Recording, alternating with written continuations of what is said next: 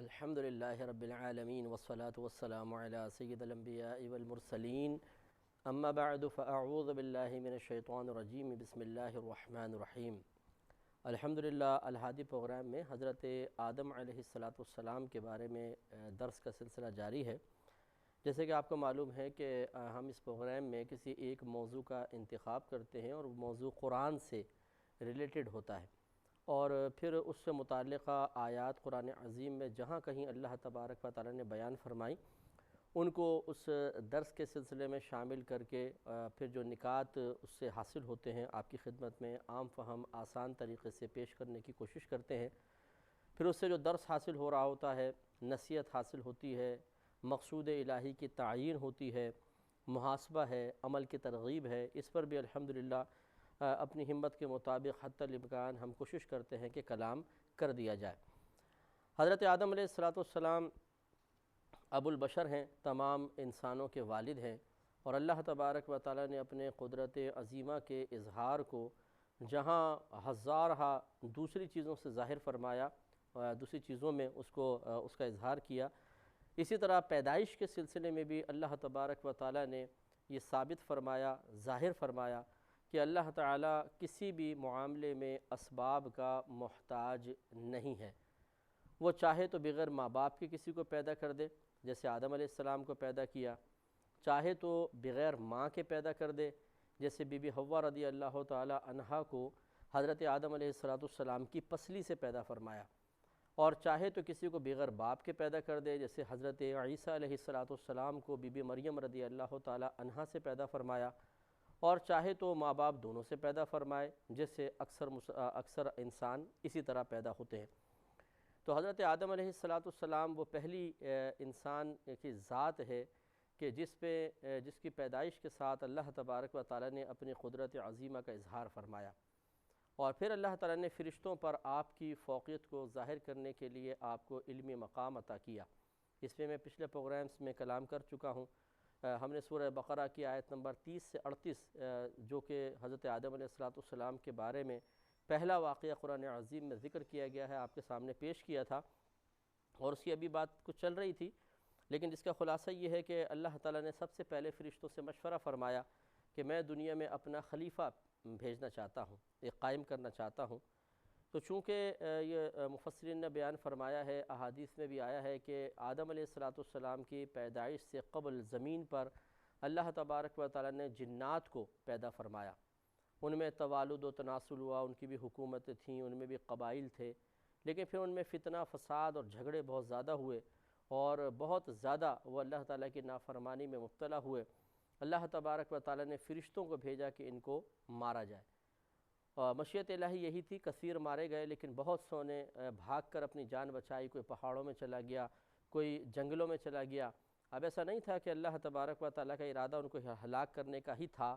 اور وہ اللہ تعالیٰ کے فیصلے کو اور ارادے کو بدل کر بھاگ گئے، نہیں، اللہ کا ارادہ ہی یہ تھا کہ کچھ کو مارا جائے، کچھ کو چھوڑا جائے، تاکہ ان کی نسلیں قیامت تک چلتی رہیں۔ لیکن ان میں ابلیس بھی تھا، جو جن تھا لیکن نیک تھا، پرہیزگار تھا۔ نبی کریم صلی اللہ علیہ وسلم نے ارشاد فرمایا کہ اس نے 80,000 برس اللہ تعالیٰ کی عبادت کی تھی، اور زمین پر کوئی قدم برابر جگہ بھی ایسی نہ چھوڑی تھی جس پر اس نے سجدہ نہ کیا ہو۔ لیکن جب یہ جنات مارے گئے تو چونکہ نیک تھا، اس کو چھوڑا گیا، فرشتے جاتے ہوئے اللہ تعالیٰ کے حکم سے اس کو آسمانوں پر لے گئے۔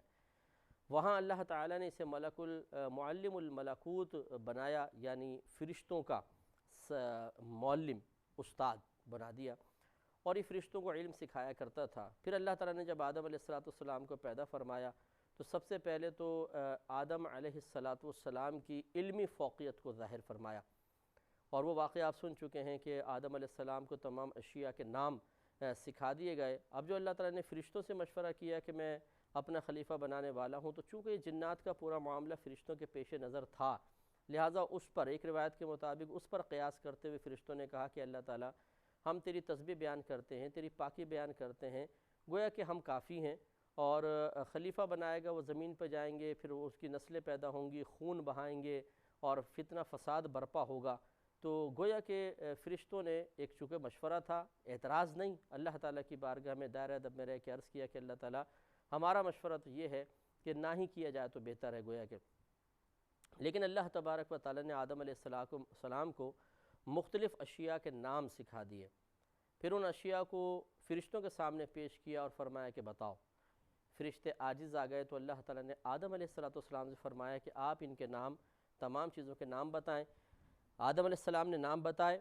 تو تمام فرشتے حیران رہ گئے اور ان کی زبان سے یہ مطلب انہوں نے یہ جملہ کہا، قالوا، انہوں نے کہا سبحانک لا علم لنا الا ما علمتنا، کہ پاکی ہے تجھے، اے اللہ تجھے پاکی ہے، نہیں ہے کوئی علم ہمارے لیے مگر اتنا ہی جتنا تو نے ہمیں سکھایا، انک انت العلیم الحکیم، بے شک تو ہی جاننے والا حکمت والا ہے۔ گویا کہ اللہ تبارک و تعالیٰ نے فرشتوں کو ایک بات سمجھائی یا ان کے سامنے ثابت فرمائی کہ دیکھو تم ظاہر کو دیکھ کر فیصلہ کر رہے ہو، اللہ تبارک و تعالیٰ کے علم میں وسعت بہت زیادہ ہے، تمہیں کیا معلوم کہ اللہ تبارک و تعالیٰ کیوں آدم علیہ السلام کو دنیا میں بھیج کر اور ایک کیوں بھیجنا چاہتا ہے، اور کیا اللہ تعالیٰ کے آگے جو بھی ارادے ہیں تمہیں کیا معلوم۔ اللہ تعالیٰ کے ارادے یقیناً اور بہت سارے تھے جو ظاہراً سمجھ میں آتے ہیں، وہ یہی تھے کہ اللہ کا ارادہ تھا کہ آدم علیہ السلام کو دنیا میں بھیجا جائے، آپ کی اولاد مبارکہ ہو، ان میں سینکڑوں لاکھوں انبیاء علیہ السلام کم و بیش 1,24,000 انبیاء علیہ السلام ہوں، پھر ان کے متبعین ہوں، پھر حق اور باطل کی جنگیں ہوں اور حق کو غالب مانا جائے، لوگوں کی آزمائشیں ہوں۔ تو یہ ایک بڑا لمبا سلسلہ تھا جو اللہ تبارک و تعالیٰ کا ارادہ اس کے پیچھے کار فرما تھا، لیکن فرشتے بہرحال نہیں جانتے تھے۔ تو اللہ تبارک و تعالیٰ نے جب آدم علیہ السلام کو حکم دیا کہ آپ ان چیزوں کی ان کو خبر دیجئے، انہوں نے خبر دی، تو اللہ تعالیٰ نے فرمایا قالا، ارشاد ہوا کہ الم اقل لکم، اے فرشتو کیا میں نے تمہیں نہیں کہا تھا، انی اعلم غیب السماوات والارض، کہ بے شک میں جانتا ہوں آسمانوں اور زمین کا غیب،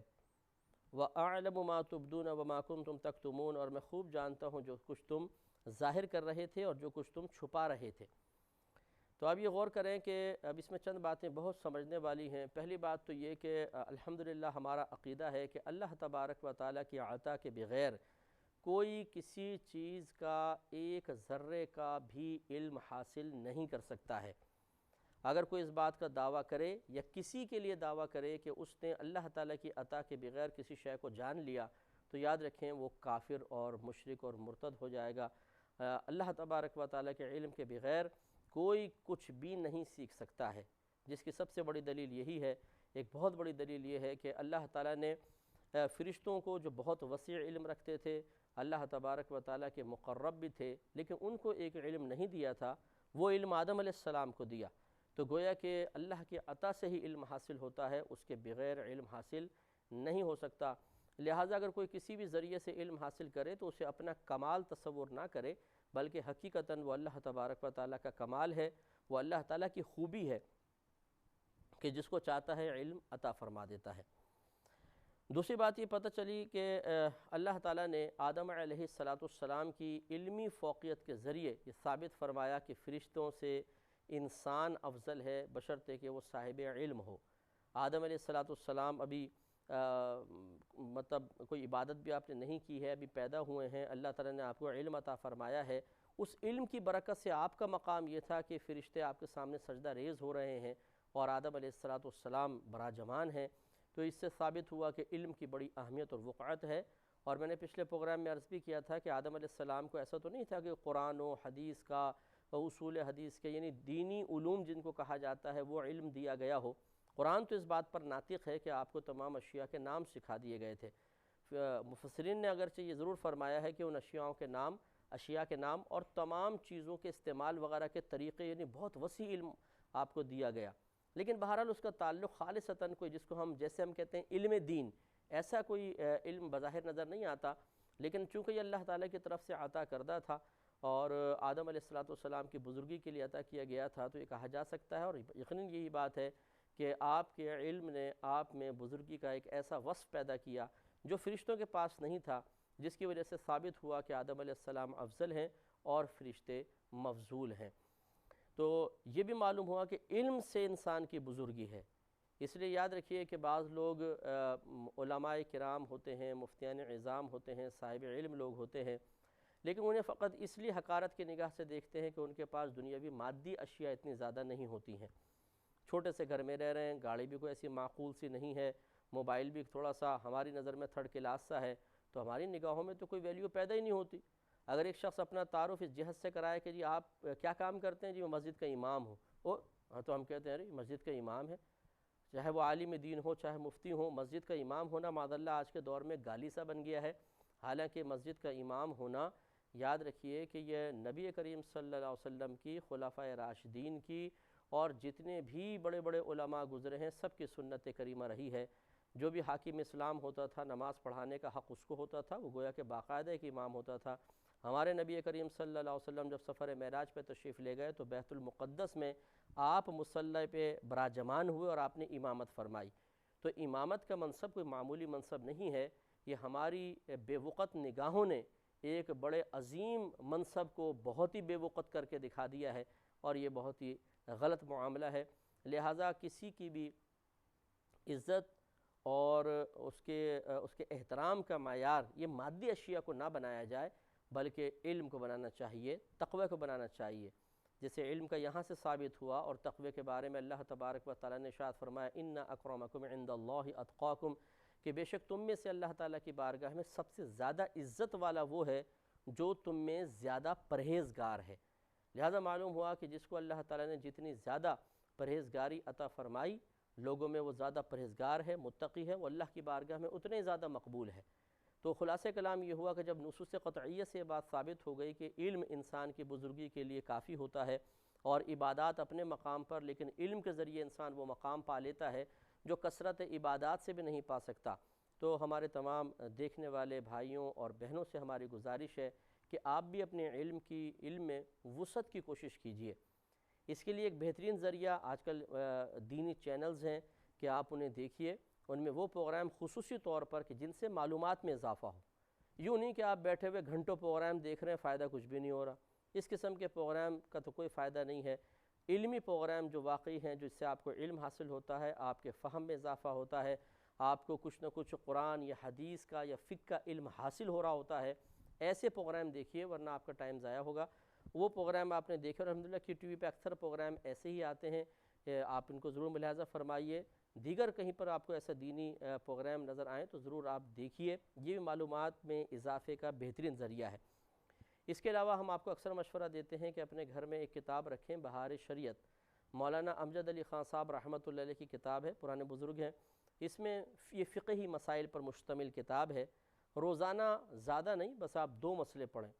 اور بہت عام فہم لکھی گئی ہے، خود سمجھنے کی کوشش کریں، سمجھ میں آ جائے تو بہت اچھی بات ہے، ورنہ آپ نے پڑھا سمجھ میں نہیں آیا تو کسی اچھے عالم اور مفتی صاحب سے آپ رجوع کر کے اس کی اصلاح کروا لیں، اور روزانہ 2 مسئلے پڑھیں۔ اسی طرح ایک تفسیر لے لیں قرآن پاک کی، ایک آپ نے آیت پڑھی، اس کا ترجمہ پڑھیں، تفسیر، ایک آیت پڑھ لیں روزانہ، زیادہ نہ پڑھیں تو۔ اور اسی طرح ایک آپ حدیث کی کتاب لے لیں جو، اور اس کی شرح بھی ساتھ میں لیں، ایک حدیث پڑھیں، شرح پڑھیں، بس آپ 1 مہینے بعد یہ دیکھیں گے 30 آیات بمائے تفسیر، 30 حدیثیں بمائے شرح، اور 60 مسائل آپ سیکھ چکے ہوں گے، اور آپ یہ ضرور اقرار کریں گے انشاءاللہ کہ پوری زندگی اتنا علم حاصل نہ ہوا جتنا اس 1 مہینے میں حاصل ہو گیا،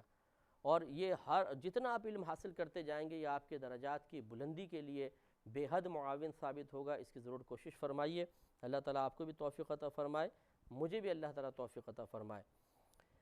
آگے اللہ تعالیٰ نے جو فرمایا کہ الم اقل لکم انی اعلم غیب السماوات والارض، کیا بے شک میں نے تمہیں نہ کہا تھا کہ میں آسمانوں اور زمین کا غیب جاننے والا ہوں۔ یہ اصل میں علم غیب ذاتی کی طرف اشارہ ہے کہ اللہ تبارک و تعالیٰ علوم غیبیہ بالکل اللہ تعالیٰ جانتا ہے، اور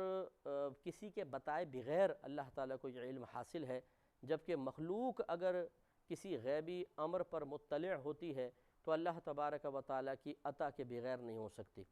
ہمارا انبیاء علیہ السلام کے بارے میں یہ عقیدہ ہے کہ، اور جیسے حضرت آدم علیہ السلام کو اللہ تعالیٰ نے بہت ساری چیزوں کا علم، پوشیدہ چیزوں کا علم بھی عطا فرما دیا جو آپ نے کبھی دیکھی بھی نہیں تھی،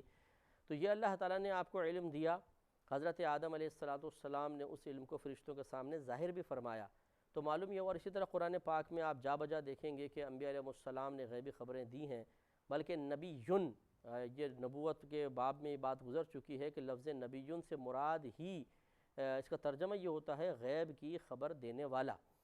تو معلوم ہوا کہ اللہ تعالیٰ نے اپنے مخصوص بندوں کے لیے جس صفاتی نام کا انتخاب فرمایا ہے، وہ صفاتی نام خود ظاہر کر رہا ہے کہ یہ وہ نفوس قدسیاں ہیں جو غیب کی خبر دینے کے لیے اللہ تعالیٰ کی طرف سے مبعوث فرمائے گئے ہیں۔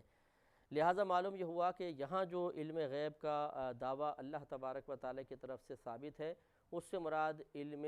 غیب ذاتی ہے، اور اگر نبیوں کے لیے، دیگر لوگوں کے لیے غیوب ثابت کیے جائیں گے تو وہ